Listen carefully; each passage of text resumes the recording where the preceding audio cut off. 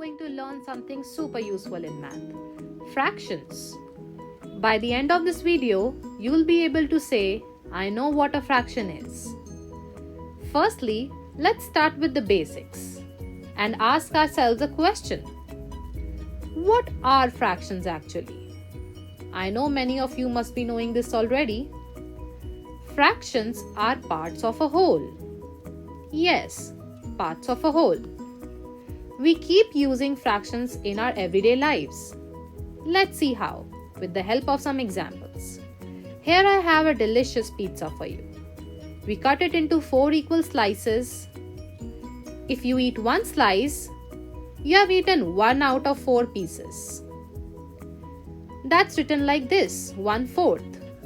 Top number represents the numerator and the bottom one represents the denominator. 1/4 or 1/4. That's how we call it. Now, let's look at a chocolate bar. We cut it into 8 equal parts this time. And you eat 2. You have eaten 2 out of 8 pieces. How will we write this as a fraction now? That's written as 2 by 8. Can you guess the numerator and the denominator here? Well, let me know in the comment section below. Let's go to the next example. And imagine a yummy fruit kebab stick. It has 4 fruits in total. And you eat 3 out of 4 fruits. How do we write this as a fraction now? Let's check. We should ask ourselves a question first. How many fruits are eaten? 3 fruits, right? So what is the fraction then? Can you tell me? Yes, it's 3 by 4. Why so? Because 3 fruits have been eaten. 4 were there in total, so 3/4. Here, 3 represents the numerator and 4 represents the denominator. Can you think of another food that could be divided into parts?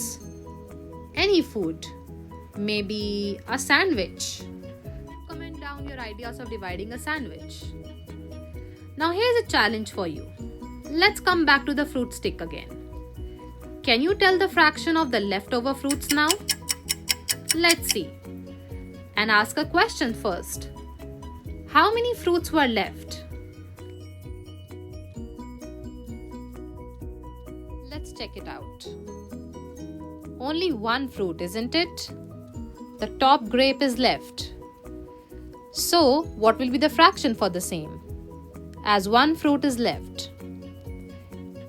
The fraction for the 1 leftover fruit will be 1 by 4 or 1/4. 1 here is the leftover fruit and 4 here is the total number of fruits. Remember, we are talking about the leftover fruit now, not the eaten one. Fractions are everywhere. Let's see some real-life examples of how do we use fractions. They can be cutting a birthday cake, pouring half glass of a juice, or saying quarter past, half past, or quarter to. All of them are fractions. So even if you are not in the math class, you're already using fractions. Let's quickly remember what we learned today. Let's wrap it up. A fraction is a part of a whole. Numerator tells us how many parts we have. Denominator tells us how many parts in total. Great job, fraction superheroes.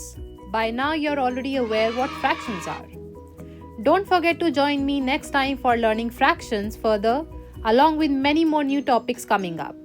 Till then, bye-bye.